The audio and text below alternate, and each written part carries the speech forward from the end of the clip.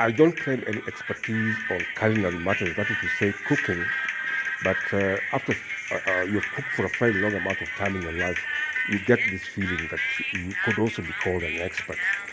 That could sound funny, but I think it's also one of these characteristics of human beings that with repeated motions every day, they get to feel that now they are competent enough to handle whatever they handle on that basis. So, like I was saying, these culinary issues, people assume they don't need much training, but I believe these days, if you look at the improvements in the amount of devices being used, then you get that sensation and feeling that training becomes so much the necessary and inevitable part of it. The equipment's being used, even the mixing of the recipes, with the full knowledge that the mixing of the recipes is the actual matter that creates the flavor, creates the appeal of that particular food material which is being prepared.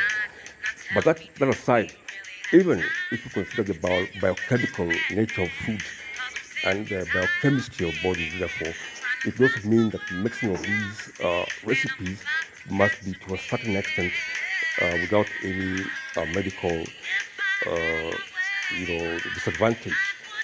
So that's the meaning of the training part of it. We've heard of cases of food poisoning, and this is now not to say that culinary issues could be the main issue of food poisoning. I've already mentioned to you that biochemistry of the body might also be part of it. But without going into that much of length, it would just mean that people need some training actually for this to work.